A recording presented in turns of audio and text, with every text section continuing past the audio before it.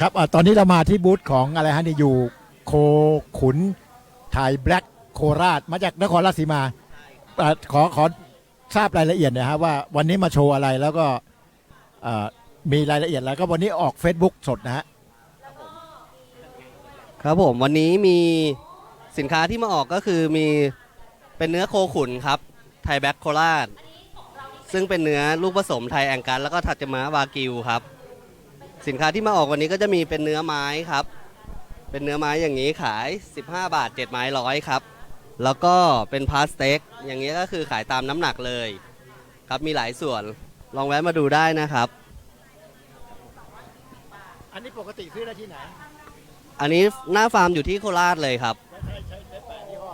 ใช่ครับอันนี้เป็นตัวแทนของฟาร์มครับเป็นออกทำตลาดของฟาร์มครับผมคือถ้าเป็นหน้าร้านก็จะชื่อร้านแบกิวครับที่โคราชครับผมอันนี้จะเป็นเพจร้านครับแล้วก็ไลน์ติดต่อครับครับผมวิสาหกิจชุมชนคนเลี้ยงโคขุนไทยแบ็คครับมีเยอะอยู่ครับมีหลายอำเภอครับต่างจังหวัดก็มีที่ขามทะเลสอครับหลักๆแล้วก็คือด่านขุนทดสีคิ้วที่โคราชแล้วก็มีบุรีรัมย์ก็มีครับ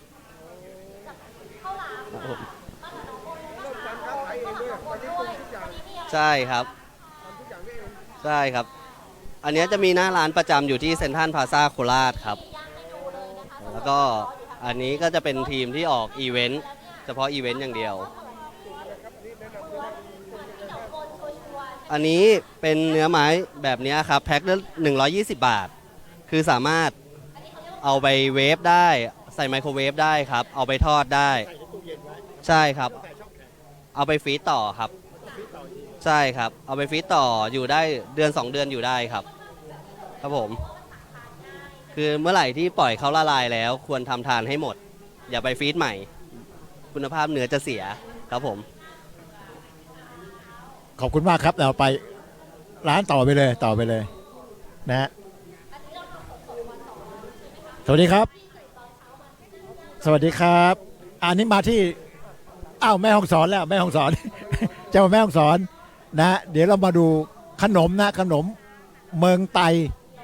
นะครับก็คือเป็นขนมงานะครับเดี๋ยวขอทราบรายละเอียดนิดหนึ่งพี่ชื่ออะไรอยู่ไหนอะไรนะวันนี้ออกรายการสด Facebookชื่อนิชทิพย์บุญแก้วนะคะค่ะมาจากขนมงาเมืองไตค่ะผลิตจากบ้านม่อนตะแลงที่แม่ฮ่องสอนนะคะของเราก็เป็นงาออร์แกนิกค่ะเป็นงาดำงาขาวงาม่อนนะคะแล้วมาผสมกับน้ำอ้อยธรรมชาติค่ะทำเป็นขนมขบเคี้ยวนะคะซึ่งมีประโยชน์มากมายเพื่อสุขภาพค่ะแคลเซียมสูงนะคะติดต่อสั่งซื้อได้นะคะที่กลุ่มขนมงาม่อนตะแลงค่ะเบอร์โทรนะคะ089นะคะ2612851นะคะขอบคุณนะคะไปแม่ฮ่องสอนอย่าลืมของฝากขนมงาเมืองไตค่ะขอบคุณค่ะ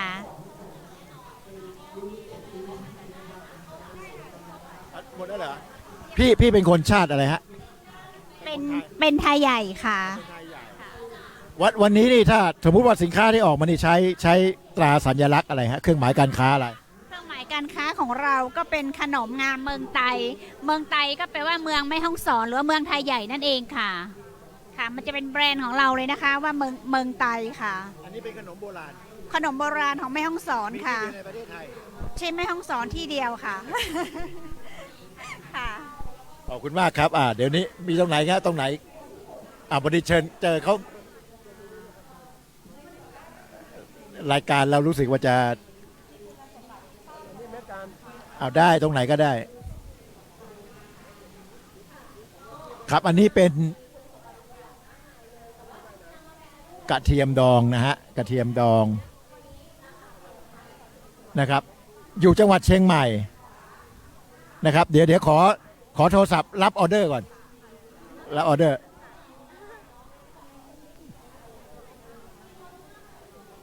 ครับเรากำลังอยู่ในงานเกษตรนะฮะซึ่งเป็นเกษตรภาคเหนือครั้งที่9นะครับวันนี้ก็เราพาชมผู้ที่จะมาเที่ยวงานยังถ้าไม่มานี่เชิญมาได้เลย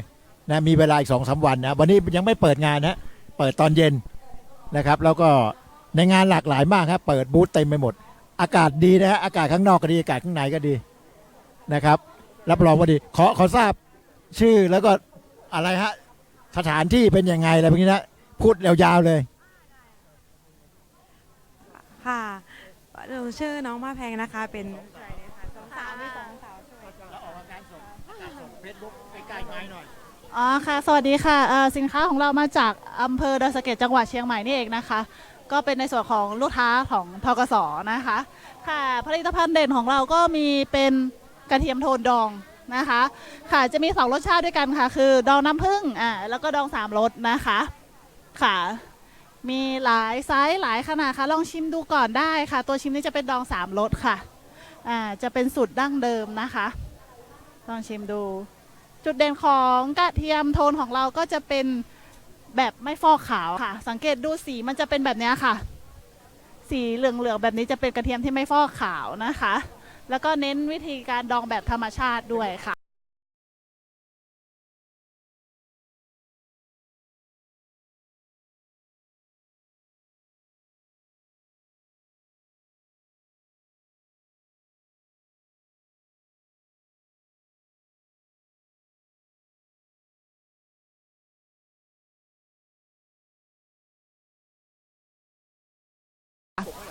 อย่างนี้เหรอคะถ้าขายหน้าร้านปลูกกระเทียมน่ะจะปลูกทั้งหมู่บ้านเลย บ้านไหนฮะอยู่ ตำบลแม่โป่งค่ะ อำเภอดอยสะเก็ด ใช่ค่ะค่ะ แล้วอันนี้ถ้าไปซื้อตามร้านพวกที่ขายคือ มีท็อปริมปิง นิเวศ ใช่ค่ะ แล้วท็อปกับลิมปิงนี่สมมติว่ามันจังหวัดอื่นซื้อที่ไหน จังหวัดอื่นอยู่ยะลาเนี่ยจะซื้อได้ไหม ยะลายังไม่มีขายค่ะ จะมีดอยคำค่ะของที่จังหวัดตรังค่ะ แล้วก็หัดใหญ่สงขลาค่ะ แล้วก็ใน อันนี้สูตรทั่วไปนี่ทำมาจากพ่อหรือเปล่า ค่ะ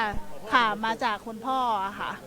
ค่ะใช่ค่ะ อันนี้เราบอกเบอร์โทรศัพท์ไปล่วงหน้าไปก่อนรอบเบอร์โทรศัพท์ เบอร์โทรศัพท์ทางร้านนะคะ ติดต่อได้เป็นเบอร์ 0866544974 ค่ะ มีไลน์ด้วยนะคะไลน์ก็แอดเป็นนิเวศ 999 ค่ะ ID ไลน์แล้วก็จะมีเป็นส่วนของเพจค่ะเพจชื่อเพจนิเวศกระเทียมดองเลยค่ะค่ะ ยอดเยี่ยมกระเทียมดอง มีสโลแกนค่ะ แต่ยังไม่ได้คือ ไม่ตัดสโลแกนว่าไง ยอดเยี่ยมกระเทียมดองต้องนิเวศค่ะ ใช่นอกจากกระเทียมโทนดองนะคะ ก็จะมีเป็นผลไม้แช่อิ่มค่ะ วันนี้ยกเป็นมะม่วงมาค่ะมะม่วงแช่อิ่มค่ะ ลองชิมได้ค่ะ อันนี้ก็จะเน้นเป็นดองแบบธรรมชาติเหมือนกันจะดองเกลือค่ะ ดองเกลือแล้วก็มาแช่กับน้ำเชื่อมถ้าเราที่ถ่ากินเล่นได้ค่ะ มันจะไม่หวานแบบหวานจัดอะค่ะ จะเป็นหวานจากน้ำตาลจริงๆ เราจะไม่ใส่ขันทศกรค่ะ แล้วก็ ใช้นิเวศอยู่ ใช่ค่ะ เป็นยี่ห้อนิเวศหมดเลยค่ะ ขออยู่แม่โป่งอำเภอดอยสะเก็ด ใช่ค่ะค่ะ รายละเอียดเรียบร้อยอันนี้มีใบรับรองหลายใบเลย ใช่ค่ะ อันนี้จะเป็นออยค่ะใช่ค่ะ มีโอท็อปด้วยแล้วก็วิสาหกิจชุมชนด้วยค่ะ จำยี่ห้อนี้ไว้นะฮะ ค่ะ ถ้าในตลาดในเชียงใหม่นะคะ หาซื้อได้ค่ะที่ตัวเองไปจำหน่ายนะคะ ค่ะก็จะอยู่ที่ JJ Market JJ Market สำหรับคนที่จะไปขายส่งไปขายต่อ มีค่ะรับสมัครค่ะ ก็ตัวแทนเขาเรียกว่าตัวแทนดีกว่าเนาะค่ะค่ะเป็นตัวแทนขายอะค่ะ ก็ติดต่อได้ตามเบอร์ที่ให้ไปค่ะ แล้วก็ติดต่อทางเพจก็ได้ค่ะค่ะ ขอบคุณมากครับฝากอะไรไปถึงท่านผู้ชมหน่อย ก็ฝากนะคะสำหรับงานนี้นะคะเป็นงานเกษตรภาคเหนือนะคะ ครั้งที่9ร้านของเราจะอยู่ที่โซนทกสนะคะหาง่ายมากเลยค่ะ ก็บูธที่ A8 นะคะงานจะมีวันที่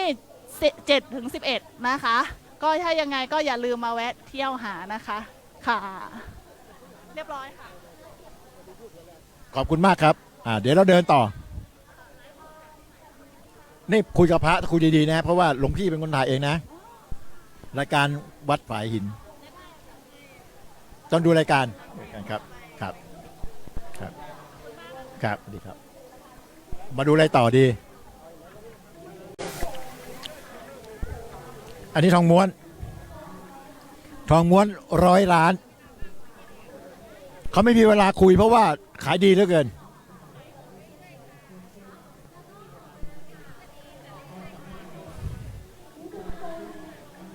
เอาไหมแล้วว่าไง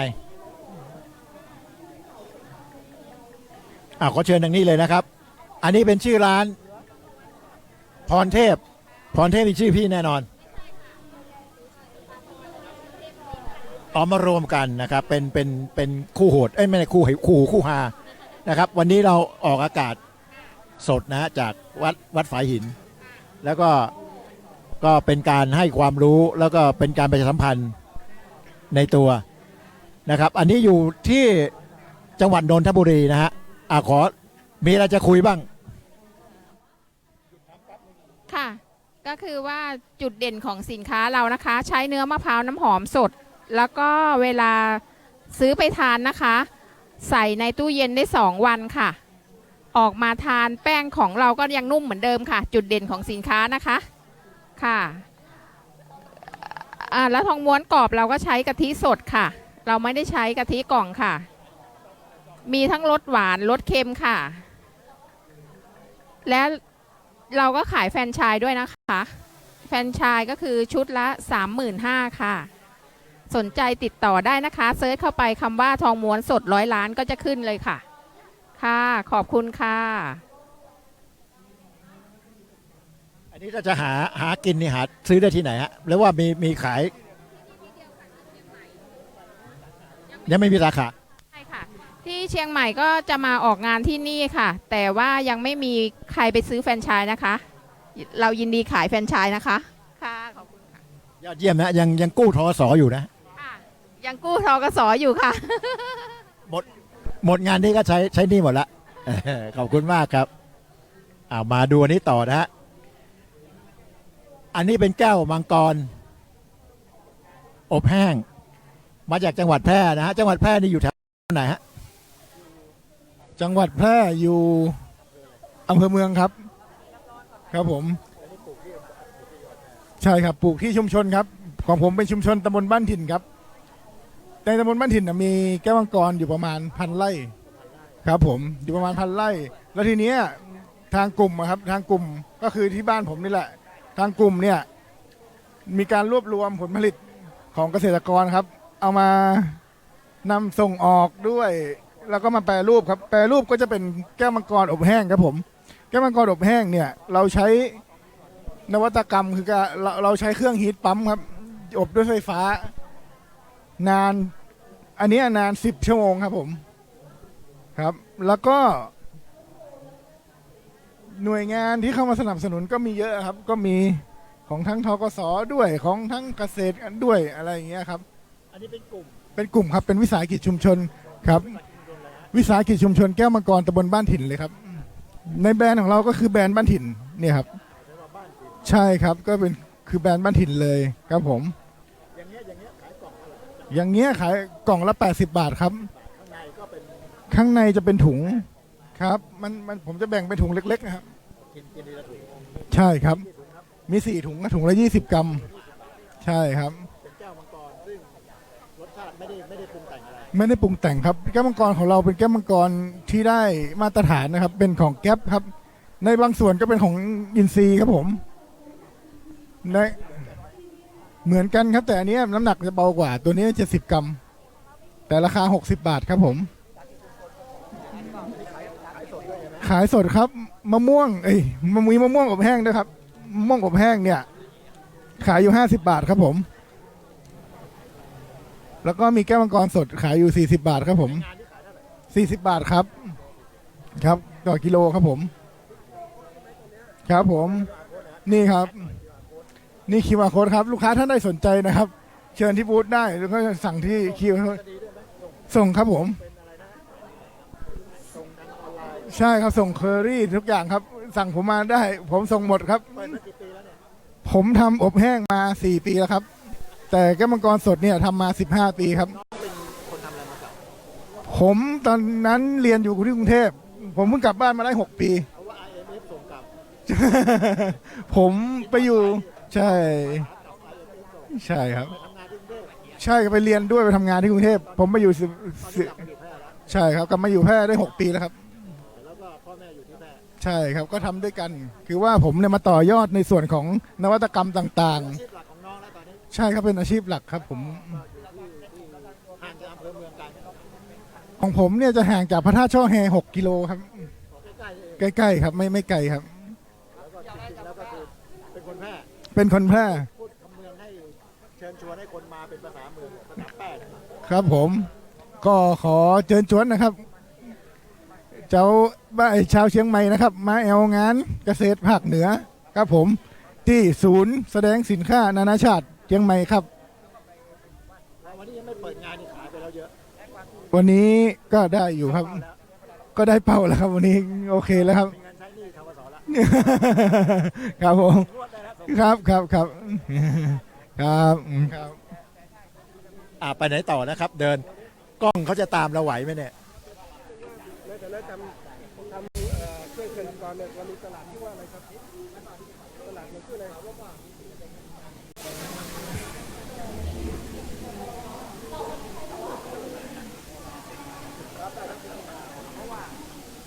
แล้วเขาเปิดงานกันตรงไหนอ่ะ เพราะว่าทั้งหมดเนี่ยถ้าคนอยากรู้กิจสินค้าเกษตรเนี่ยที่ออกงานทั้งหมดเนี่ยสามารถติดต่อได้ทางตลาดทีมาร์เก็ตติ้งซึ่งเป็นตลาดของ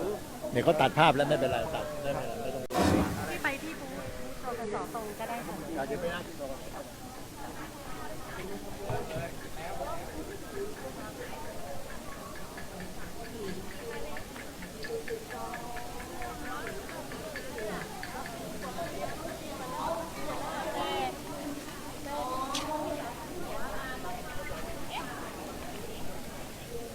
นี่อะไร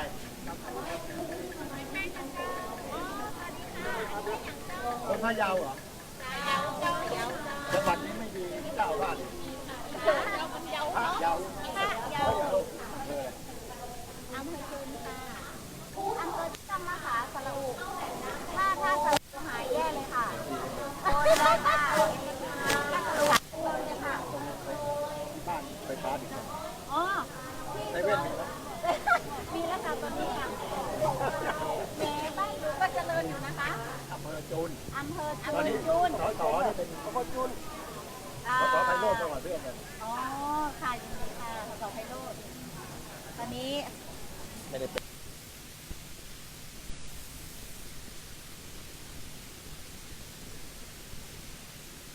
อยากพูดอะไรก็พูด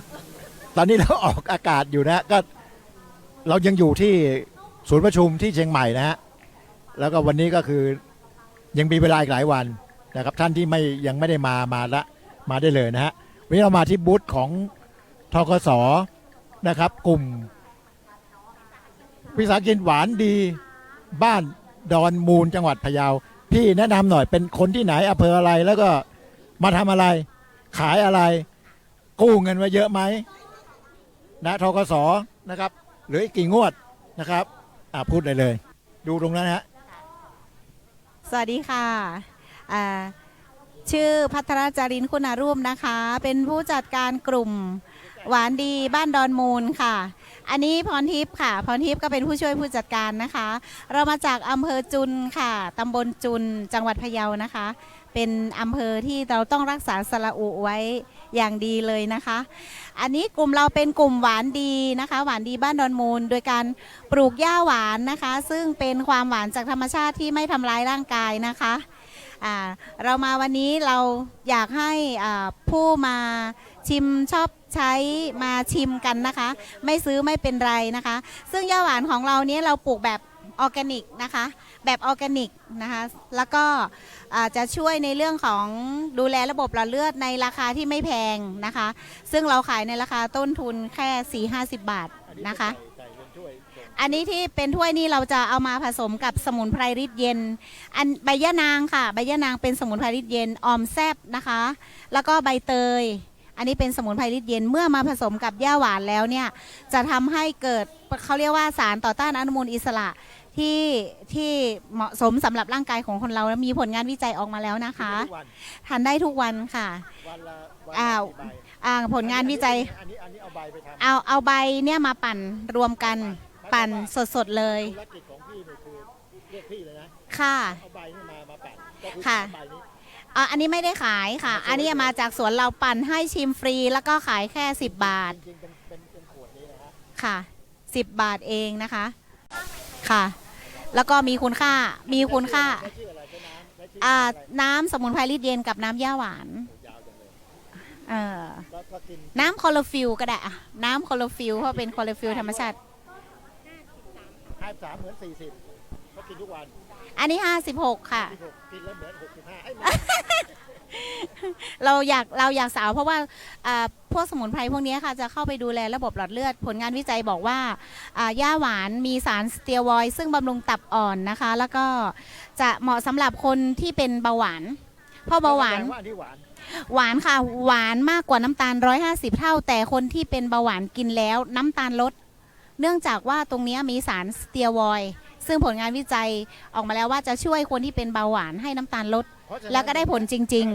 ถ้าอย่างเงี้ยไปใส่แทนน้ำตาลได้เลย ๆ ใช่ค่ะ จะใส่อาหารได้ทุกชนิด อย่างเช่นเราต้มหน่อไม้เนี่ย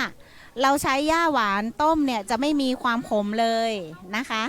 แล้วก็ใส่ผัดใส่แกง ใส่กาแฟ ต้มกับสมุนไพรได้ทุกชนิดนะคะ ตรงนี้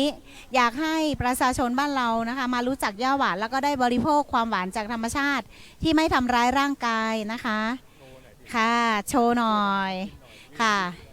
อันเนี้ยค่ะเราขายราคาต้นทุนแค่35 บาท อันนี้60 บาท เฉพาะในงานนี้ เฉพาะในงานนี้นะคะ งานนี้ขาย200 ถ้าในงานถ้าไม่ใช่ในงานนี้ก็คือ40ค่ะราคา80 ถึง 100 บาท วางตลาดแล้ว วางตลาดราคาเราทำมา3 ปีแล้วค่ะ10 บาทค่ะย่าหวานค่ะ ย่าหวาน อันนี้ ย่าหวานตรงไหน ค่ะ น้ำย่าหวานผสมกับอันสมุนไพรลิตรเย็นเจ้า กินแล้วมีสุขภาพดีต่อร่างกายนะเจ้า10 บาทเจ้า10 บาทเพื่อสุขภาพนะเจ้าเนาะ จริง สดจริงๆ เพราะว่าเราปั่นกันตรงนี้ค่ะค่ะๆ ให้ ติดต่อที่ไนติดต่อ ให้โฆษกชิมเลยค่ะให้ท่านชิมด้วย ติดต่อได้ที่กลุ่มวิสาหกิจชุมชนบ้านดอนมูลหวานดีบ้านดอนมูลนะคะ เบอร์โทรค่ะ0843719459นะคะค่ะ10 บาทค่ะ เป็นย่าหว ทานได้เลยนะคะ ขอบคุณมากนะคะ อันนี้เอาไปวางโต๊ะใส่ตู้เย็นไว้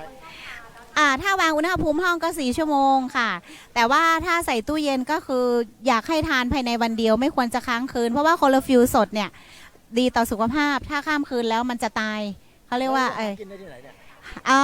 ก็คือแนะนำให้ไปทำกินที่บ้านเอง เพราะอันเนี้ยเป็นสมุนไพรที่อยู่ตามรั้วอยู่แล้วนะคะ มันให้ความรู้ไม่ได้ ใช่ค่ะ ไม่ได้ทำธุรกิจเลยเพราะว่านี้แค่10 บาทนะคะหนูขนมาจากพะเยา ธกสแล้ว ไม่ได้กู้ทกสค่ะ แต่ธกสสนับสนุน ใช่แต่ทกสสนับสนุนกลุ่มของเราแล้วก็ยินดีมากๆที่ได้มามีโอกาสได้มาวันนี้ ดีใจมากนะคะ ที่ได้มาวันนี้คือมานำเสนอสิ่งดี แล้วจะไปติดต่อนี่ไปที่ ๆ อันนี้หนูมอบนี่หนูมอบให้เลย นี่หนูมอบให้เลยค่ะ อันนี้ที่ไม่มีวันหมดอายุเพราะว่าเราอบใหม่นะคะ อันนี้3 เดือนก็ทานหมด ติดต่อเบอร์เนี่ยค่ะ เดี๋ยวถ่ายใกล้ๆหน่อยนะฮะ ใช่ค่ะ ช่วยเขาโฆษณา ใช่ค่ะเพราะว่าเราทำเพื่อเราไม่ได้ธุรกิจอะไรมากมายเพราะเราทำจากสวนเราเองนะคะ เราอยากให้ประชาชนคนไทยนะคะ โดยเฉพาะคนภาคเหนือนี่ราคาได้ทานกันเยอะๆเพราะคนกรุงเทพสั่งเป็นกิโลเลยค่ะ คนกรุงเทพเอาไปทำเบเกอรี่นะคะเอาไปทำของหวานทุกชนิดค่ะ โดยสั่งย่าหวานของเราไปเป็นย่าหวานออร์แกนิกนะคะ ไร้สารเคมีนะคะ เราทำปุ๋ยไส้เดือนเองด้วยใช่ค่ะค่ะ ขอบคุณมากนะคะที่มาให้โอกาสค่ะสวัสดีค่ะ อันนี้มอบให้ท่านเลยนะคะ ไปไหนต่อเทียบเลยก็ไม่รู้อันนี้เหรอเอาเชิญอันนี้เป็นยัดเยียดแหมชื่ออย่างก็นั่นนะฮะเดี๋ยวแนะนำนิดหนึ่งนะสินค้าตัวเองแล้วก็มาทำไมขายอะไรนะครับ แล้วก็ติดต่อยังไงนะครับบอกมายังไงบอกมารถยนต์ไม่ต้องบอก คงไม่ได้เดินมาขอเชิญนะ เจ้าสวัสดีเจ้าขออู้กำเมืองเนาะเจ้าเนาะก็มาจากกลุ่มวิสาหกิจชุมชนผลิตภัณฑ์บัวก้อนพะเยาเนาะเจ้าเป็นเครื่องดื่มชาบัวก้อนพะเยาเนาะเจ้าขายจะได้ก็คือเป็น ชาดีมีทำบ่มีคาเฟอีนจะเป็นชาตีบ่มีคาเฟอีนนะเจ้าเป็นชาบัวก้อนพะเยาเฮานะเจ้าของดีของพะเยาเฮานะเจ้าแล้วก็นี่ก็เป็นกล้วยหอมทองยัดๆของอำเภอจุนนะเจ้าเป็นของดีของอำเภอจุนนะเจ้าเนาะเจ้าอันนี้เป็นกล้วยหอมทองนี่เป็นกล้วยอ่องนะเจ้าแล้วก็มีแหมยางนี่ก็คือสบู่เกสรบัวนะเจ้าสบู่เกสรบัวทำมาจากเกสรบัวน้ำผึ้งแล้วก็ว่านหางจระเข้นะเจ้าแก้พดพื้นคันได้แล้วก็จ่วยสมานแผลได้นะเจ้าแล้วก็อันนี้ก็เป็นชาใบบัวนะเจ้าทำใบบัวบางคนที่เป็นชอบที่เป็นซองก็เอาไปชงเป็นกาได้นะเจ้าส่วนนี้เป็นฟงพอกตัวจากใบบัวเหมือนกันนะเจ้าจ่วยคับพิษดูดพิษออกจากร่างกายได้นะเจ้าส่วนผสมก็มีทานนะเจ้าเนาะแล้วก็มีดินสอฟองแล้วก็ใบบัวนะเจ้าที่ก็มีน้ำปูมยางนะเจ้า น้ำปูใหม่ๆเลยนะเจ้าจากพะเยานะเจ้ากลุ่มแม่บ้านวันสันนะเจ้ามีหลายอย่างนะเจ้ามีทั้งใบบัวมีทั้งหุงฟอกตัวสบู่แล้วก็ตีลืมมาได้ของดีของพะเยาคือชาบัวก้อนพะเยาเฮานะเจ้าชาดีมีทำบ่มีคาเฟอีนนะเจ้า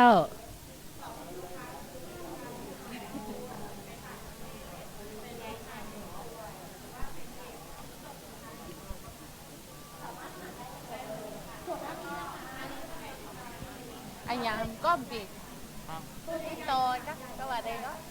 โทรล่ะติดต่อ หมดเวลาแล้วเหรอ จะบอกเบอร์โทรอีกแหละเจ้าถ้าจะได้สนใจกับติดต่อได้นะเจ้าจะเบอร์โทร0899973634นะเจ้าหรือเข้าติ Facebook ศิริลักษณ์ดงพันธ์นะเจ้า ID ไลน์ก็ LAOTOP นะเจ้า LAOTOP นะเจ้าโทรได้นะเจ้าสั่งได้เจ้าสั่งจองส่งทั่วประเทศเจ้า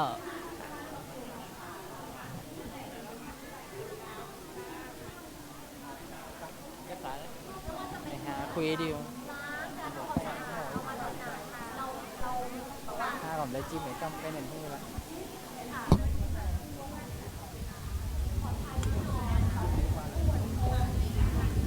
เดี๋ยวมากินให้ดีกว่าไป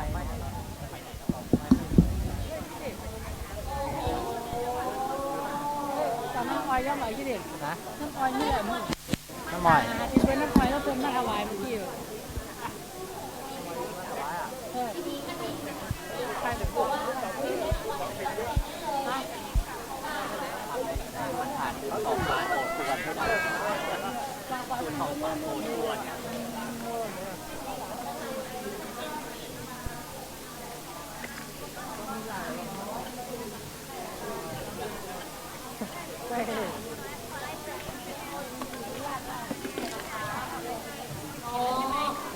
ก็เป็นคนสาวก็เป็นคนพาณิชย์อะ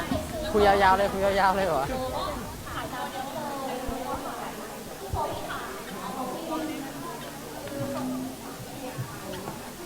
บอกแล้วของพี่บอกมาแล้วบอกว่าไปไทยร้าน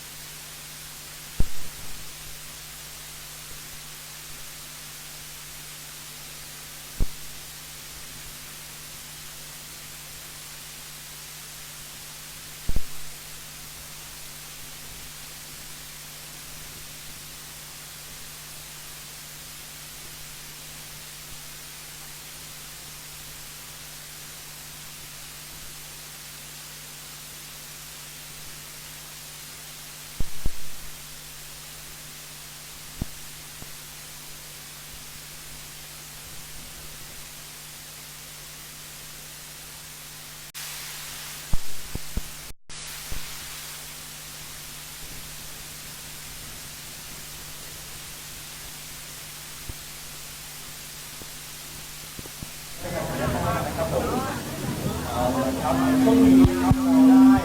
มีการพูดคุยนะครับรวมถึงจะได้เชิญชวนสำหรับผู้ประกอบการต่างๆ ที่มาจากหลายๆภาคส่วนนะครับรัฐและภาคเอกชนนะครับที่วันนี้เราได้เชิญชวนทุกท่านนะครับได้มารับฟังในเรื่องของการพูดคุยเกี่ยวกับการเพิ่มรายได้เกี่ยวกับสินค้าของทุกท่านเลยนะครับซึ่งในวันนี้เราได้รับเกียรตินะครับจากตัวแทนจากบริษัทซันสวีทจำกัดมหาชนนะครับผมที่ได้มาร่วมนะครับพูดคุยแลกเปลี่ยนเรียนรู้ประสบการณ์ในการเสริมสร้างรายได้นะครับแล้วก็ความสำเร็จของตัวของบริษัทเองนะครับโอกาสนี้ผมขอเรียนเชิญคุณมานพซ่อนฟั่นนะครับท่านเป็นผู้จัดการแผนกเกษตรบริษัทซันสวีทจำกัดมหาชนขอเสียงปรบมือด้วยนะครับ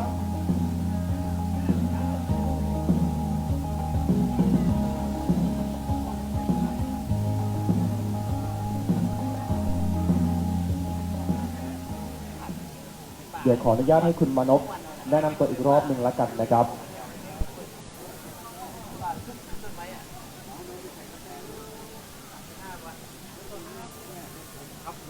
ก่อนอื่นนะครับก็ขอนะครับกลับเรียนทางผู้บริหารของธกส.ภาคเหนือนะครับแล้วก็ผู้ประกอบการพี่น้องเกษตรกรที่เดินทางมาร่วมงานที่ส่วนของการจัดงานธกส.นะครับทุกท่านนะครับผมนะครับมานพนะครับนามสกุลซ้อนฟั่นนะครับเป็นผู้จัดการแผนกเกษตรสมาร์ทฟาร์มของบริษัทซันสวีทจำกัดมหาชนนะครับซึ่งบริษัทตั้งอยู่นะครับในพื้นที่ของภาคเหนือถือว่าเป็นบริษัทมหาชนนะครับที่อยู่ภูธรนะครับเป็นบริษัทแรกของภาคเหนือที่ดูแลในเรื่องงานเกษตรโดยเฉพาะในเรื่องของการเพิ่มรายได้โดยการส่งเสริมปลูกพืชเศรษฐกิจที่เป็นข้าวโพดหวานนะครับเพื่อการส่งออกโดยเฉพาะอย่างยิ่งนะครับในการส่งออกตอนนี้เราถือว่าส่วนใหญ่แล้ว 80% ของบริษัทเราส่งออกต่างประเทศนะครับแล้วก็เรายังต้องการผู้ประกอบการแล้วก็เกษตรกรนะครับรายย่อยที่สนใจนะครับอยากเข้าร่วมโครงการนี้อีกมากมายนะครับพูดถึงคุณมานพครับพูดถึงบริษัทซันสวีทหน่อยไหมครับผมวันนี้เราก็มีตัวอย่างเป็นผลิตภัณฑ์ต่างๆของบริษัทที่ได้นำมาแปรรูปนะครับแล้วก็ส่งออกไปนะครับแต่ถ้าพูดถึงในเรื่องของการส่งเสริมรายได้ให้กับเกษตรกรครับคุณมานพครับตอนนี้บริษัทซันสวีทได้มีโปรเจกต์หรือว่าโครงการอะไรที่กำลังจะเริ่มขึ้นหรือว่ากำลังดำเนินการอยู่บ้างครับผมก่อนที่เราจะได้พูดคุยในเรื่องของในลักษณะของโครงการที่เราทำในเรื่องของการปลูกข้าวโพดนะครับก็ต้องขอชี้แจงกับนะครับผู้ประกอบการแล้วก็เกษตรกรที่มาร่วมฟังในวันนี้ว่า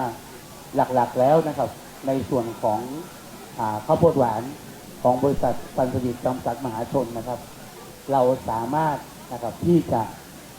แปรรูปนะครับเป็นสินค้าอยู่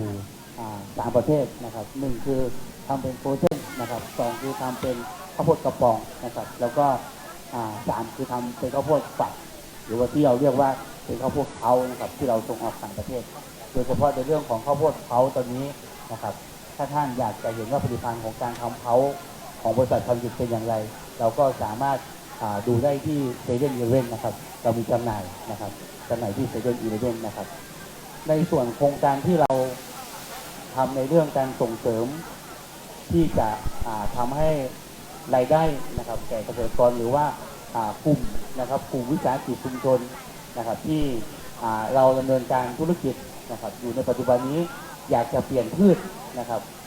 พืชที่เราปลูกแล้วนะครับมีรายได้ที่แน่นอนนะครับก็เราสามารถมาปลูกในเรื่องข้าวโพดหวานนะครับโดยที่เรามีโครงการอยู่นะครับโครงการที่1เนาะนะครับเป็นโครงการปลูกข้าวโพดนะครับคุณภาพนะครับโดยที่เราปลูกเสร็จเรียบร้อยนะครับเราจะส่งเสริมนะครับอบรมเกษตรกรโดยที่เรามีสอนวิชาข้าวโพดหวานนะครับในเรื่องของการสอนวิชาข้าวโพดหวานนะครับคุณภาพ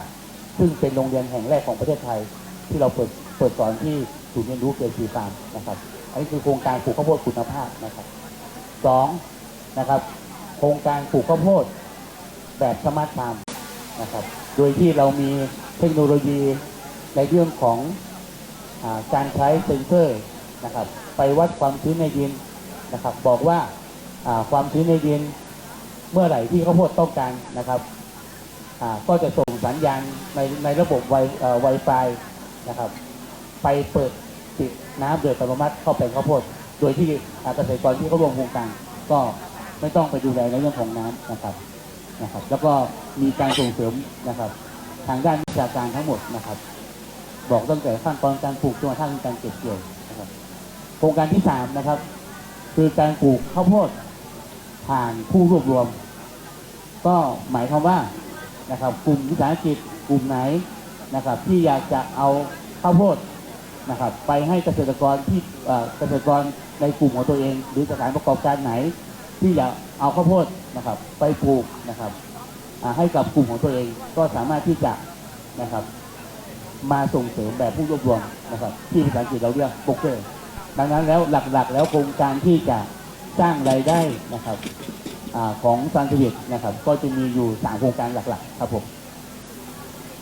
พูดถึงการปลูกข้าวโพดเห็นคุณโมโนว่า3โครงการนี้จะเป็นเกี่ยวกับการปลูกข้าวโพดหมดเลยใช่ไหมครับผมแล้วก็การนำข้าวโพดมาให้กับผู้ประกอบการด้วยนะครับอยากจะแนะนำให้กับหลายๆคนที่กำลังรับฟังอยู่ตรงนี้ว่ามันจำเป็นไหมครับว่าเราต้องมีพื้นที่เป็นของตัวเองหรือว่าต้องมีดินแบบไหนถึงจะปลูกข้าวโพดได้ครับคุณโมโนครับในเรื่องของพื้นที่นะครับที่จะปลูกข้าวโพดจริงๆแล้วนะครับถ้าเป็นเกษตรกรหรือว่าผู้ประกอบการเนื้อที่เราต้องการจะให้ปลูกส่งเสริมที่เราวางไว้นะครับขั้นต่ำเพียงแค่3 ไร่แค่3 ไร่นะครับใครมีพื้นที่นะครับเพียง3 ไร่ก็สามารถที่จะปลูกข้าวโพดหวานได้แล้วนะครับแล้วเงื่อนไขสมมติว่าต่อเลยแล้วกันนะฮะถ้ามีพื้นที่ละเรามีแหล่งในการทำปลูกข้าวโพดละเรามีโรงเรียนสอนทำข้าวโพดละเงื่อนไขในการที่จะมาขออนุมัติจากบริษัทต้องทำยังไงบ้างครับที่จริงแล้วในหลักเกณฑ์จริงๆแล้วนะครับถ้าเกิดเป็นโครงการของกลุ่มวิสาหกิจชุมชนนะครับหรือว่าสถานประกอบการที่มีจำนวนเกษตรกรนะครับที่ร่วมโครงการอยู่แล้วนะครับถ้าเกิดว่าเกิน10 คนขึ้นไปนะครับเกิน10 คนนะครับเราก็สามารถที่จะเตรียมเอกสารของผู้ประกอบการนะครับที่จะเข้าร่วมโครงการตัวเอกสารก็มีปกติคือ1มีบัตรประชาชนสำเนาทะเบียนบ้านนะครับแล้วก็ในเรื่องของบุ๊กแบงค์นะครับบุ๊กแบงค์หน้าของบุ๊กแบงค์นะครับเราก็สามารถที่จะเข้าร่วมโครงการได้แล้วนะครับแต่ถ้าเกิดว่าเป็นเกษตรกรนะครับที่สนใจกลุ่มเกษตรกรที่สนใจนะครับถ้าเกิดว่ามีเกษตรกรที่มีมากกว่า10 คนนะครับอาจจะประมาณ60 คน20 คน30 คนขึ้นไปนะครับก็สามารถเอาบัตรประชาชนของเกษตรกรนะครับก็มายื่นทำโครงการได้เลยนะครับหลังจากที่เขาร่วมโครงการแล้วนะครับในส่วนของบริษัทของซันสวิตนะครับเราจะสนับสนุนในเรื่องของงานวิชาการนะครับเราจะดูแลตั้งแต่การตรวจสอบในเรื่องของดินนะครับที่ถามผมเมื่อกี้ว่าดินอะไรที่เหมาะสมนะครับถ้าเกิดเราพูดการตามหลักวิชาการแล้วนะครับดินที่เหมาะสมนะครับก็คือเป็นดินร่วนปนทรายนะครับถ้าคุยในเรื่องหลักวิชาการนะครับ pH ที่ต้องการก็คือตั้งแต่ 5.5 ถึง 6.5 ก็สามารถปลูกข้าวโพดนะครับหว่านได้แล้วนะครับดังนั้นแล้วในลักษณะของพื้นที่ถ้าเกิดว่ามีกลุ่มของเกษตรกรในพื้นที่ตอนนี้เราบอกว่าเป็นพื้นที่ของภาคเหนือตอนบนเลยทั้งหมดเลยนะครับตั้งแต่นครสวรรค์จนกระทั่งถึงเชียงรายนะครับถ้าเกิดว่ามีกลุ่มเกษตรกรที่สนใจอยากจะทำโครงการในตรงนี้นะครับเราก็พร้อมที่จะไปชี้แจงว่าการร่วมโครงการคือเป็นอย่างไรนะครับแล้วก็เราก็จะเปิดโรงเรียนวิชาข้าวโพดหวานในพื้นที่ของภาคเหนือตอนบนได้เลยนะครับขออนุญาตนิดหนึ่งนะครับตรงที่บอกว่าเรามีการรวบรวมกลุ่มรวบรวมคนของเกษตรกรต่างๆเนี่ย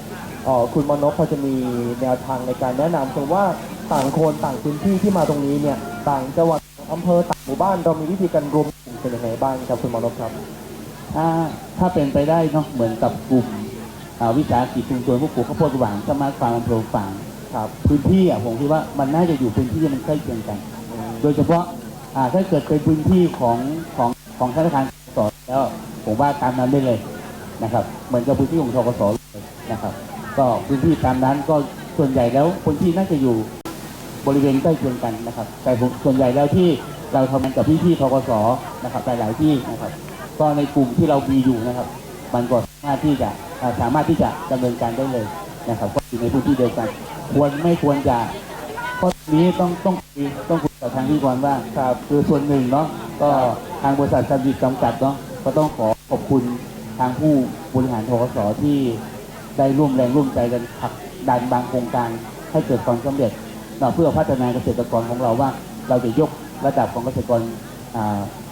ของเราเนี่ยนะครับยกระดับคุณภาพชีวิตเรื่องการรายได้นะครับเรื่องการดูแลในเรื่องของคุณภาพชีวิตให้กับลูกค้าธกสนะครับถ้าเป็นกลุ่มของธกสได้ผมว่าเยี่ยมเลยนะครับเยี่ยมเลยนะครับเพราะว่าอย่างน้อยทางธกสเราจะได้ไปดูแลในเรื่องของการช่วยเหลือเรื่องเงินทุนด้วยนะครับคือถ้าจะพูดถึงเราก็เป็นสื่อกลางระหว่างธกสกับเกษตรกรที่อยากจะหารายได้แล้วก็มีแหล่งทุนแล้วก็เป็นสื่อกลางในการนำโรงเรียนหรือว่านำความรู้ลงสู่ชุมชนใช่ไหมครับผมเพราะฉะนั้นพื้นที่แต่ละที่ต้องอยากจะให้เป็นกลุ่มเดียวกันเพราะว่ามันง่ายต่อผู้ประกอบการด้วยต่อเราด้วยใช่ไหมครับก็ต้องต่อธนาคารด้วยใช่ไหมครับผมที่จะสามารถนำแหล่งทุนแล้วก็ความรู้ลงไปเผยแพร่ได้ใช่ไหมครับมาถึงตรงนี้ดีกว่าครับถ้าพูดถึงเกษตรกรที่อยากจะมาลงทุนกับเราก็คือว่าอยากจะมีรายได้ในการปลูกข้าวโพดคุณสมบัติของแต่ละคนต้องมีอะไรบ้างครับคุณมนพครับคุณสมบัติของแต่ละคนนะครับที่จะมาทำร่วมโครงการกับเรานะอย่างน้อยนะครับมีแค่ที่ดินแค่3 ไร่ มีแค่ที่ดินแค่3 ไร่เท่านั้นนะครับนะคือง่ายๆเลยง่ายๆคือมีที่ดิน3 ไร่องค์ประกอบของที่ดิน3 ไร่1นะครับเรื่องน้ำนะครับเรื่องน้ำเป็นหลักนะครับเรื่องดินนะครับดินก็เป็นดินที่เหมาะสมเหมือนที่ผมชี้แจงไปแล้วว่าดินต้องเป็นนะครับดินร่วนคนทรายนะครับดินร่วนคนทรายนะครับก็มีแค่นี้ครับอย่างอื่นก็ไม่มีปัญหาในส่วนในเรื่องของว่าเรื่องเงินเนาะเรื่องเงินนะครับถ้าเกิดว่าเราลงทุนเนาะถ้าเราอยากจะได้เนาะเป็นให้บริษัทลงทุนไปก่อนนะครับเราก็มีหลักฐานนะครับที่เอาไปค้ำประกันที่บริษัทอาจจะเป็นเช็คล่วงหน้านะครับหรือสำเนาทะเบียนรถอย่างเงี้ยครับใบโฉนดที่ดินนะครับแต่ถ้าเกิดว่าในกรณีที่ผู้ประกอบการหรือกลุ่มเกษตรกรถ้าอยากจะทำพื้นที่ที่มากแล้วนะครับส่วนใหญ่แล้วก็จะมีโฉนดที่ดินไปวางไว้เฉยๆแล้วที่บริษัทก็สามารถที่เอาปัจจัยการผลิตมาทั้งหมดเลยตั้งแต่เมล็ดพันธุ์ตั้งแต่สารเคมีนะครับสามารถที่เอามาดูแลเกษตรกรในกลุ่มได้เลยถ้าเกิดว่าเกษตรกรมีที่ปลูกประมาณ3 ไร่ก็ส่วนใหญ่แล้วนะครับที่ปลูกประมาณ3 ไร่ก็จะใช้ทุนของตนเองเป็นหลักนะครับคือสมมติว่าเรามีไม่ถึง3 ไร่จริงๆแต่ว่ามี2 ไร่1 ไร่เศษแต่ว่าด้านข้างของเราสมมติว่าคุณพี่ท่านนี้มาจากคุณพี่ท่านนี้ใช่ไหมครับมีพื้นที่รวมกันประมาณรวมกัน6 ไร่สมมติเราสามารถแบ่งพื้นที่ในการเพาะปลูกได้นะครับหรือว่าขึ้นอยู่กับการตกลงของทั้ง2 คนเองก็ตรงนี้ทางบริษัทเนาะเราจะมีแผนการผลิตให้ครับแต่ถ้าเกิดว่าสมมุติว่าในวันนี้เราต้องการผลิตแค่3 ไร่ดังนั้นคนที่มีพื้นที่ไร่ครึ่งนะครับอาจจะไปบวกคนมีพื้นที่อีกประมาณไร่ครึ่งครับมันก็บวกกันแล้วก็ได้3 ไร่ก็สามารถปลูกพร้อมกันได้เลยนะครับถ้าเรามีแผนปลูกอยู่100 ไร่นะครับ100 ไร่เราก็วางแผนปลูกว่าก็จะในทุกพื้นที่ที่เราดูแลอยู่นะครับเราต้องวางแผนว่าพื้นที่นี้อำเภอนี้ปลูก50 ไร่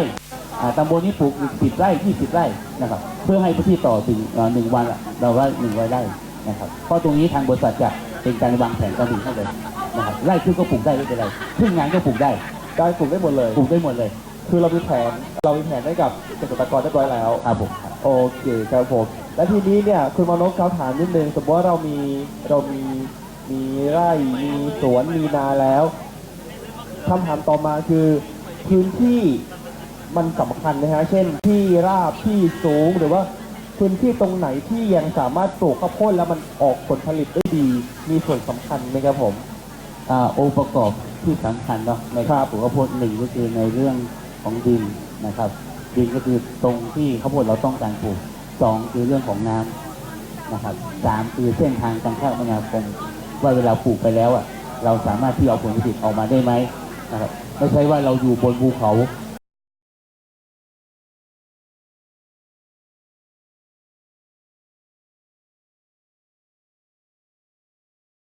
สูงๆอย่างเงี้ยครับ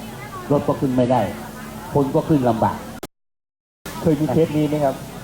ก็ตอนนี้ที่สูงสุดที่เราปลูกได้ตรงนี้ในภาคเหนือแล้วก็สูงสุดก็คือที่อำเภอฮอดบ่อสลี แถวแม่โถตรงนั้นปลูกแต่ว่าพื้นที่ราชาชนสมควรแต่ถ้าสูงกว่านี้คือคงปลูกไม่ได้แล้วนะครับพื้นที่ก็ต้องดูปัจจัยต้องดูลักษณะของพื้นที่อยู่3ส่วนหนึ่งเส้นทางคมนาคม2เรื่องของน้ำนะครับ3เรื่องของดินนะครับดินลูกหลังก็ไม่สามารถปลูกได้นะครับดินลูกหลังก็ปลูกไม่ได้แล้วก็เป็นดินที่ตามที่ผมพูดไปแล้วว่าควรจะเป็นดินร่วนคนใจครับ สมมุติถ้าเกษตรกรเชื่อว่าหลาย ๆ คนเกือบ70%ที่อยู่เป็นที่ราบตรงนี้ถ้าดินมันยังไม่เหมาะสมกับการปลูกเราสามารถปรับหน้าดินแล้วก็ขอคำปรึกษาจากบริษัทได้ไหมครับผมก่อนที่เราจะปลูกทุกครั้งนะครับทางบริษัทจะไปวัดค่าของดินนะครับเราจะวัดค่าของดินทุกแปลงว่าดินของท่านเหมาะสมไหมมีธาตุอาหารหลัก NPK อยู่ประมาณไหนนะครับมีดีแค่ประมาณไหนเราก็จะวัดค่าของดินให้ทุกแปลงก่อนนะครับโดยที่จะวัดค่าของดินแปลงแล้วชี้แจงว่าดินไหนที่เหมาะดินไหนที่เหมาะสมกับการปลูกนะครับงั้นต่อจนถึงถ้าพูดถึงดินแล้วขออนุญาตต่อถึงเรื่องของการปรับหน้าดินเรื่องของปุ๋ยอย่างเงี้ยครับมีส่วนสำคัญไหมฮะในเรื่องของการทำให้พืชผลทางการเกษตรมีผลที่ดีขึ้นอย่างเงี้ยที่จริงแล้วครับที่ทางพิธีกรถามว่าข้าวโพดเราต้องการปุ๋ยเยอะไหมนะครับคำตอบว่าไม่เยอะนะครับที่จริงแล้วข้าวโพดเราต้องการตลอดฤดูกาลกระเบียดจนกระทั่งการออกฝักนะครับต้องการเอ็นเพียง18นะครับ T8 K18 นะครับ18 88ตรงนี้คือข้าวโพดเราต้องการแค่นั้นในธาตุหลักนะครับคือ NPK นะครับเราต้องการธาตุหลักเพียง88แต่ส่วนใหญ่แล้วที่เราดูแลอยู่นะครับในเรื่องของการปรับปรุงดินนะครับเราจะทำควบคู่นะครับเนื่องจากว่าบางทีบางท่านนะครับอาจจะเห็นหลายๆที่บอกว่าเวลาที่เราปลูกข้าวโพดไปแล้วนะครับเวลาที่เราปลูกข้าวโพดไปแล้วนะครับดินเสียนะครับแต่ที่จริงแล้วในหลักวิชาการแล้วนะข้าวโพดนะครับเป็นพืชตระกูลหญ้าที่นะครับหาอาหารได้เก่งที่สุดเมื่อข้าวโพดเป็นพืชที่หาอาหารเก่งที่สุดเนาะดังนั้นแล้วดินที่ปลูกข้าวโพดโดยทั่วไปเขาบอกว่าปลูกข้าวโพดเยอะๆหลายๆปีแล้วดินมันโทรมนะครับดินมันและคุณภาพดินมันเสียนะครับที่ความจริงแล้วก็คือว่าข้าวโพดเป็นพืชที่หาอาหารได้เก่งที่สุดดังนั้นแล้วท่านอาหารในดินข้าวโพดจะต้องนำไปใช้มากที่สุดนะครับดังนั้นดินทุกเวลาที่เราปลูกไปแล้วนะครับสิ่งหนึ่งที่ทางบริษัทซันวิทเราแนะนำคือว่าการไถกบต้นข้าวโพดนะครับในการไถกบต้นข้าวโพดนะครับครั้งหนึ่งนะครับในต้นข้าวโพดใบกับลำต้นนะครับจะมีในเรื่องของธาตุอาหารนะครับมี N เท่ากับ16นะครับมี P เท่ากับ10แล้วก็มีตัว K เท่ากับ14ต้นข้าวโพดนะครับต้นกับใบข้าวโพดหลังจากเราเก็บฝักไปแล้วนะครับตรงนี้ก็จะมีธาตุอาหารอยู่ในต้นอยู่นะครับถ้าเราคิดเป็นเงินแล้วนะครับต้นข้าวโพดที่เราตัดไปทิ้งตัดไปให้วัวนมนะครับหรือว่าเราตัดขายให้วัวนมนะครับเราจะมีมูลค่าปุ๋ยที่อยู่ต้นข้าวโพดประมาณถ้าเราคิดเป็นเงินแล้วนะครับเรามูลค่าแล้วประมาณ 1,600 บาทนะครับโอ้โหงั้นแสดงว่าลำต้นของมันเวลาเราเก็บฝักข้าวโพดแล้วสามารถเป็นปุ๋ยได้เองเลยใช่ไหมครับผมก็คือว่าเราไม่ต้องแบบไปถางไปขายให้มันเขาเรียกว่าอะไรฮะเราสามารถแบบ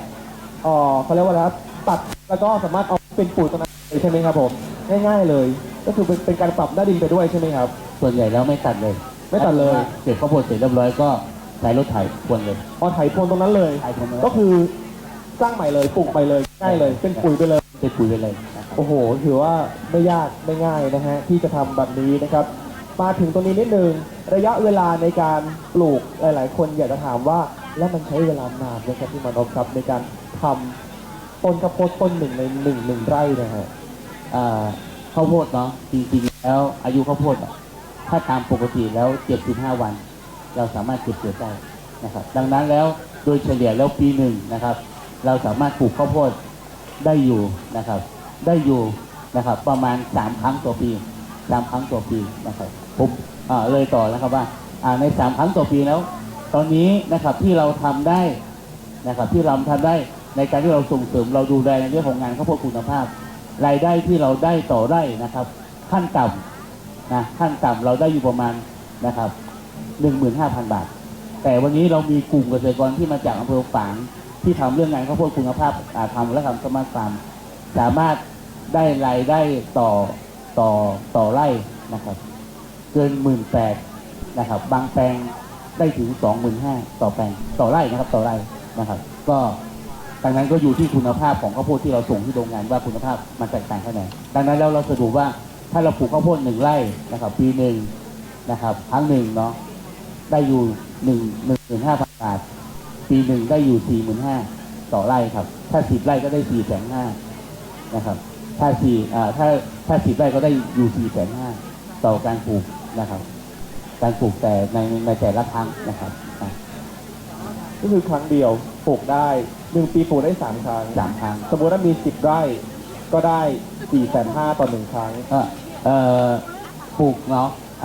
10 ไร่ครับผมได้อยู่450,000เพราะว่า1 ไร่ได้4.5ใช่ไหมครับสมมติ1 ไร่ได้15,000 10 ไร่ได้150,000แต่ว่าปีหนึ่งก็ได้ประมาณเกือบ450,000เลยเนาะ450,000ต่อปีโอ้โหที่10 ไร่ที่10 ไร่ครับโอ้โหถือว่าได้เยอะจริงๆเลยนะครับถามนิดนึงนะฮะคุณมานพครับพูดถึงตรงนี้แล้วอยากจะถามว่าในปีหนึ่งเขาบอกว่าการปลูกข้าวโพดถือว่าหลายๆคนผมคิดว่าผมเคยได้ยินมาเป็นการทำลายดินไปด้วยคุณมานพมีความคิดเห็นอะไรเกี่ยวกับคำพูดแบบนี้ครับว่าแบบการปลูกข้าวโพดเนี่ยจริงๆมันเป็นการทำลายดินนะมันเพราะว่าข้าวโพดมันเป็นเป็นพืชที่กินอาหารตามดินแล้วมันทำลายดินแล้วไม่สามารถทำผลิตภัณฑ์อะไรต่อได้เลยคุณมานพมีความคิดเห็นอย่างไรบ้างครับที่จริงแล้วผมถูกถามคำถามแบบนี้มาหลายที่และหลายวิธีมากครับส่วนใหญ่แล้วทางคนส่วนกลางที่มองอยู่เนาะถ้าเรามองนึกข้าวโพดอะแม้แต่ที่ดสที่นั่งเราก็มองไปที่ข้าวโพดสัตว์เนี่ยนะครับถ้าในส่วนข้าวโพดสัตว์ไอ้ตรงเนี้ยก็ถามว่าทำให้ดินเสื่อมไหมมีผลต่อในเรื่องของสภาพอากาศโดยเฉพาะเมืองเชียงใหม่ไหมตรงนี้ถ้าเกิดเราพูดถึงเรื่องข้าวโพดสัตว์ครับมีแน่นอนเพราะอย่างน้อยแล้วนะครับคนที่ปลูกข้าวโพดสัตว์นะครับที่อยู่ตามส่วนที่เป็นภูเขาที่สูงเนาะหลังจากปลูกเสร็จเรียบร้อยก็เผาต้นทิ้งนะครับเผาต้นทิ้งเลยนะครับเผาต้นทิ้งสร้างในเรื่องของสภาพอากาศนะครับถ้าเป็นข้าวโพดหวานนะครับเราจะไม่ได้ถ่ายต้นทิ้งไม่ได้เผาทิ้งนะครับต้นของข้าวโพดเนี่ยเรากบนะครับเป็นปุ๋ยนะครับคือเรากบปุ๋ยข้าวโพดนะครับครั้งแรกนะครับ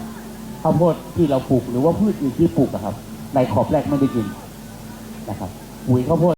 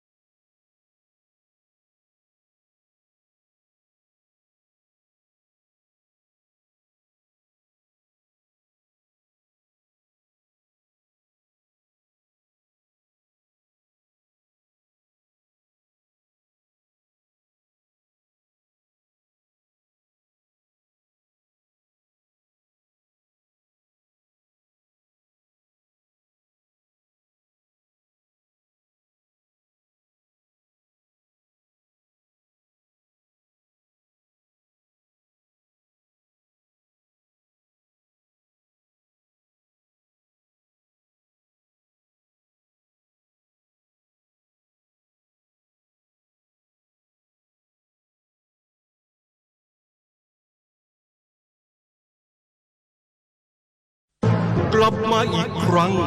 งานเกษตรภาคเหนือครั้งที่ 9 โดยคณะเกษตรศาสตร์มหาวิทยาลัยเชียงใหม่ภายใต้วิสัยทัศน์ Go for Smart Agriculture พบกับนวัตกรรมเกษตรอัจฉริยะสำหรับคนรุ่นใหม่มุ่งสู่การเกษตรที่ใช้เทคโนโลยีที่มีมาตรฐานปลอดภัยเป็นมิตรกับสิ่งแวดล้อมและสร้างมูลค่าเพิ่ม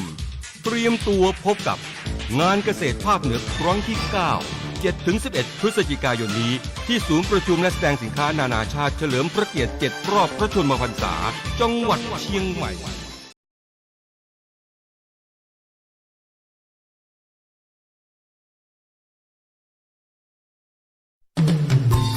กลับมาอีกครั้งงานเกษตรภาคเหนือครั้งที่ 9 โดยคณะเกษตรศาสตร์มหาวิทยาลัยเชียงใหม่และอีกหลายหน่วยงานร่วมจัดภายใต้วิสัยทัศน์มุ่งไปสู่การเกษตรที่มีการใช้เทคโนโลยีและนวัต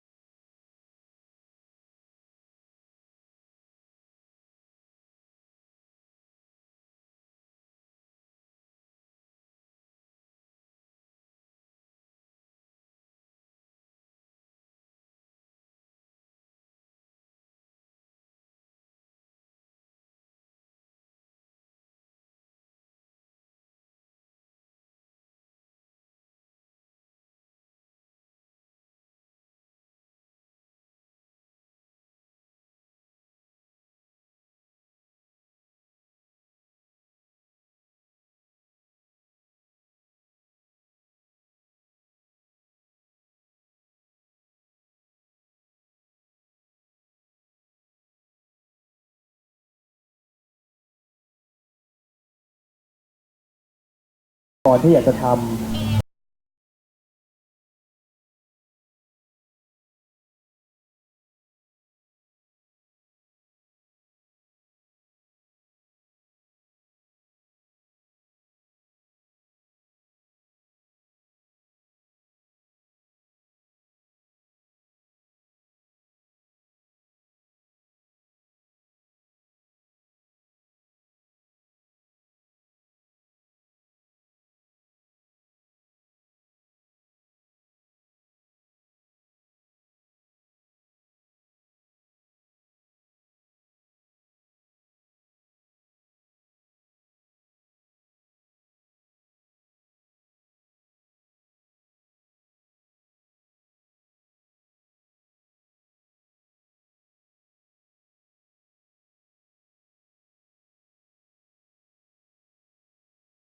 ข้าวโพดกับบริษัทซันสวีทเพื่อส่งเข้า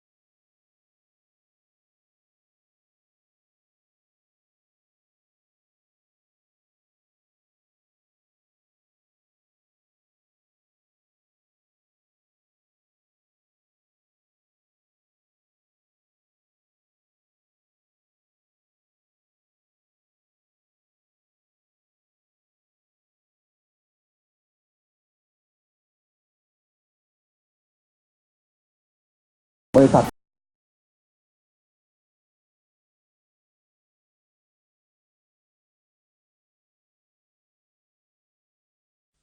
กลับมาอีกครั้ง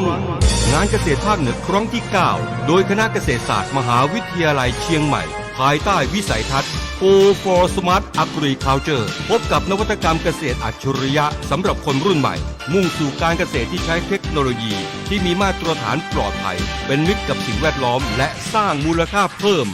เตรียมตัวพบกับ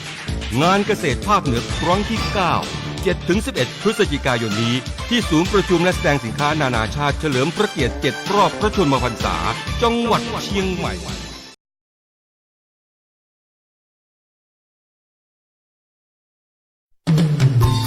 กลับมาอีกครั้งงานเกษตรภาคเหนือครั้งที่ 9 โดยคณะเกษตรศาสตร์มหาวิทยาลัยเชียงใหม่และอีกหลายหน่วยงานร่วมจัด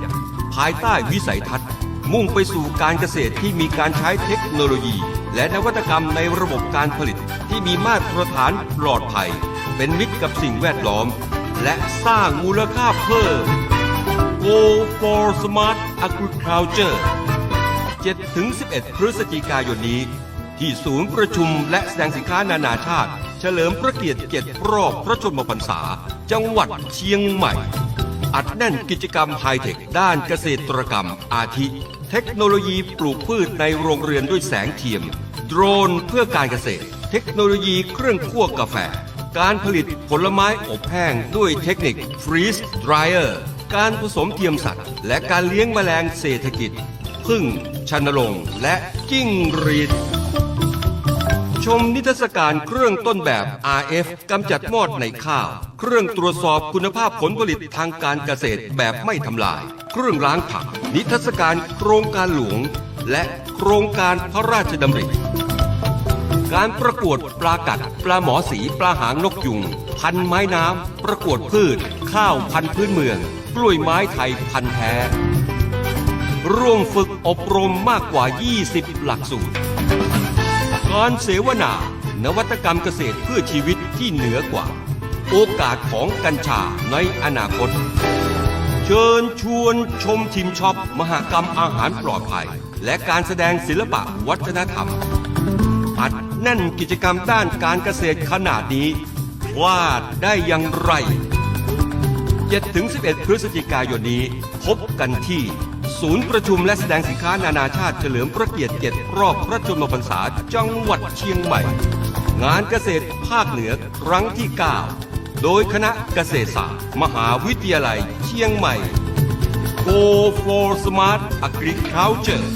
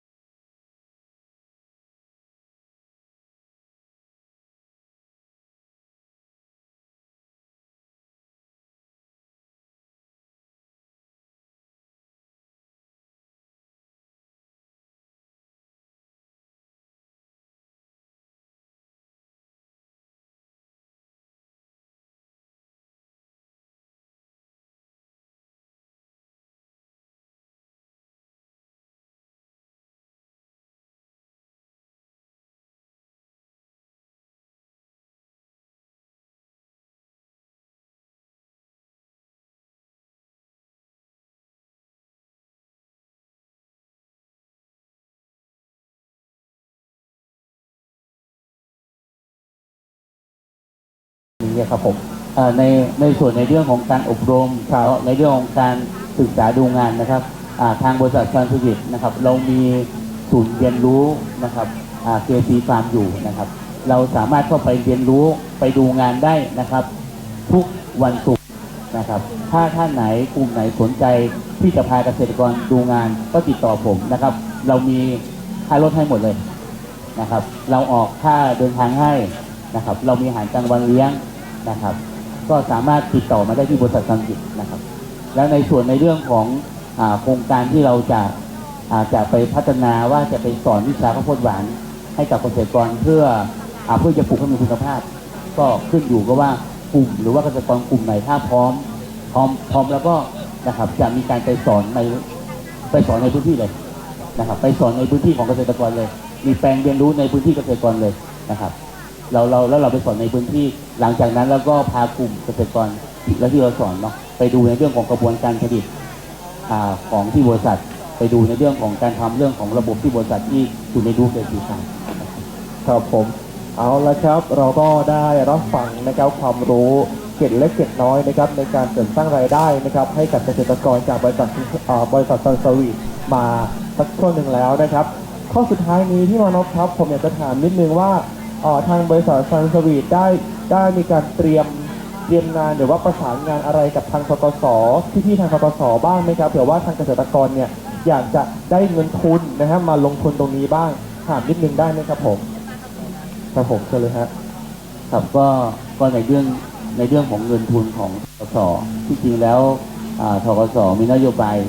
ที่จะอยู่เคียงคู่เนาะกับพี่น้องเกษตรกรอยู่แล้วนะครับทางธกส.นะครับผมได้พูดคุยกับหลายๆผู้จัดการนะครับในส่วนของงานของภาคเหนือว่าเรามีนโยบายมีโครงการที่อยากช่วยเหลือพี่น้องเกษตรกรนะโดยเฉพาะนะครับที่ช่วยเหลือในเรื่องงานพัฒนาเรื่องงานอาชีพเรื่องงานนวัตกรรมนะครับโดยเฉพาะเรื่องการซื้อโดรนเรื่องการเกษตรตรงนั้นนะครับทางธกส.ผมเชื่อว่านะยินดีนะครับที่จะช่วยเหลือกลุ่มเกษตรกรที่สนใจดังนั้นแล้วนะครับถ้ากลุ่มเกษตรกรที่มาฟังวันนี้นะครับถ้าสนใจที่จะเข้าร่วมโครงการกับธกส.นะครับแล้วผมคิดว่ากลุ่มที่เราฟังในวันนี้นะครับที่มาจากอำเภอแม่วางนะครับซึ่งเราจะก้าวต่อไปอีกว่าเราจะทำงานทำ MOU กับธกส.จากหาแม่วางเพื่อที่จะพัฒนาลูกค้าธกส.นะครับให้มีรายได้ความเป็นอยู่ที่ดีขึ้นโครงการตรงนี้มีอยู่แล้วครับผมขอบคุณมากๆเลยครับหลังจากจบการเสวนานี้นะครับเดี๋ยวคุณมานพฟังปั้นนะครับก็กับพี่ๆทีมงานธกส.นะครับผมก็จะได้ลงไปด้านข้างนะครับในบูธของ Business Matching แล้วก็ที่ปรึกษาการเงินทุกท่านที่สนใจนะครับผมก็สามารถเข้าไปติดต่อสอบถามพูดคุยถึงรายละเอียดนะครับเกี่ยวกับรายละเอียดเชิงลึกนะฮะในเรื่องของการจัดตั้งหรือว่าการก่อตั้งหรือว่าการปลูกหรือว่าพื้นที่ต่างๆได้นะครับผมก็ยังสามารถสอบถามกันได้เพราะว่าพี่มานพยังไม่กลับใช่ไหมครับยังอยู่ด้วยกันแล้วก็ให้คำปรึกษากับ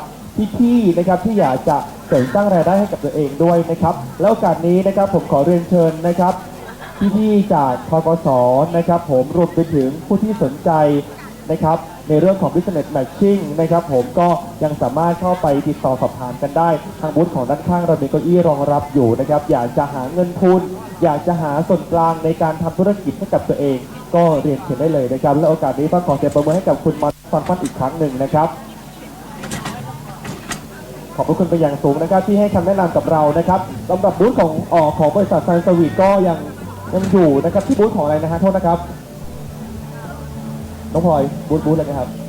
บูธคนดีทั้งหมดเลยนะครับผมเรียนเชิญได้เลยนะครับถ่ายภาพด้วยนะครับขอบคุณพี่มานพมากๆเลยนะครับพี่มานพยังอยู่นะครับเชิญพี่จากธนาคารธกส.ทุกท่านเลยนะครับเรียนเชิญด้านบนเวทีเลยนะครับถ่ายรูปร่วมกันก่อนนะครับวันนี้ครับเราได้ความรู้เก็บเกี่ยวกันไปเยอะแยะมากมายเลยนะครับเกี่ยวกับการเสริมสร้างรายได้ให้กับเกษตรกรนะครับที่อยากจะหารายได้นะครับในช่วงนี้ต้องบอกว่าสำหรับพืชผลทางการเกษตรในเรื่องของการปลูกข้าวโพดหวานนะครับก็ยังเป็นอีกหนึ่งทางเลือกนะครับให้กับพี่ๆทุกคนนะครับที่วันนี้มาร่วมรับฟังด้วยกันนะครับผม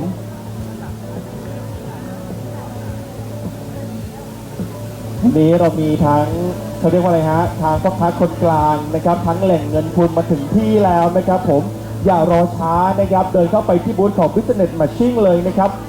ติดต่อสอบถามกันก่อนได้นะครับวันนี้เรามีพี่ๆจากธกส.นะครับรวมไปถึงจากบริษัทซันสวีทนะครับจำกัดมหาชนที่มาให้คำปรึกษาในเรื่องของการเพิ่มรายได้ให้กับเกษตรกรทุกคนด้วยนะครับต้องขอบคุณนะครับคุณมานพตอนฟันเป็นอย่างสูงนะครับท่านเป็นผู้จัดการแผนกเกษตรสมาร์ทฟาร์มบริษัทซันสวีทจำกัดมหาชนนั่นเองนะครับ ขอเสียงปรบมืออีกครั้งหนึ่งนะครับขอบคุณพี่ๆจากทกสและคุณมานพพรฟันอีกครั้งหนึ่งนะครับช่วงนี้ขอเรียนเชิญเกษตรกรนะครับหรือผู้ที่สนใจครับด้านข้างเวทีนะฮะด้านขวามือของก๊อฟนะครับผมสามารถเดินเข้าไปติดต่อสอบถามกันได้เลยนะครับที่สำคัญในช่วงนี้อย่าลืมครับสำหรับผู้ที่มาร่วมงานกับเรานะครับร่วมกันถ่ายรูปนะครับเช็คอินและแฮชแท็กให้กับเราสำหรับงานเกษตรภาคเหนือครั้งที่9นะครับสามารถนำมาแลกเป็นกระเป๋าถุงผ้าลดโลกร้อนกันได้กับโกกรีนนะครับด้านข้างเวทีตรงนี้เลยวันนี้100ผืนหมดแล้วหมดเลยนะครับผมเรียนเชิญสำหรับลูกค้าทุกท่านเลยนะครับที่วันนี้มาในส่วนของงานเกษตรภาคเหนือหรือว่ามาในส่วนของธนาคารเพื่อการเกษตรหรือธกสนั่นเองนะครับอีกสักครู่หนึ่งเดี๋ยวเราจะนำทุกท่านนะครับไปเยี่ยมชมบูธแต่ละบูธกันต่อว่าวันนี้กว่า100ผู้ประกอบการจะมีบูธไหนนำอะไรมา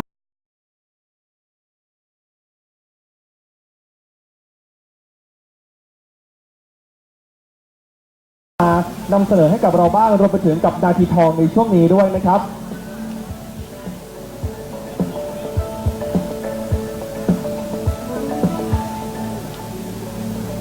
แน่นะฮะมีกระเป๋าเป็นถุงผ้าลดโลกร้อนนะครับถือใบเดียวนะฮะคุณพ่อคุณแม่สามารถไปเดินตลาดได้เลยนะฮะหรือว่าช้อปปิ้งด้านในงานก็ได้นะครับแล้วก็จะมีผ้ากันเปื้อนนะครับธกสนะครับแล้วก็มีเป็นอะไรฮะสมุดใส่น้ำบาทใส่รูปนะฮะแล้วก็ยังมีกระเป๋าแบบนี้พรีเซนเตอร์ดูดีมากเลยนะฮะ เหมาะขนาดเลยนะครับเข้ากับสีมากๆเลยนะฮะในช่วงนี้ครับอย่าลืมครับกิจกรรมของเราในการเช็คอินถ่ายรูปนะครับวันนี้มาถึงแล้วแฮชแท็กคืออะไรครับคุณแม่ฮะอีล่าเฮ้ยแม่เท่าแล้วแม่บอกหูเรื่องนะครับผมแฮชแท็กคือดอกจันนั่นเองนะฮะแล้วพิมพ์ไปเลยว่างานเกษตรภาคเหนือนะครับครั้งที่9แค่นี้เองก็สามารถนำมารับของที่ระลึกนะครับด้านข้างเวทีได้แล้วนะครับกับ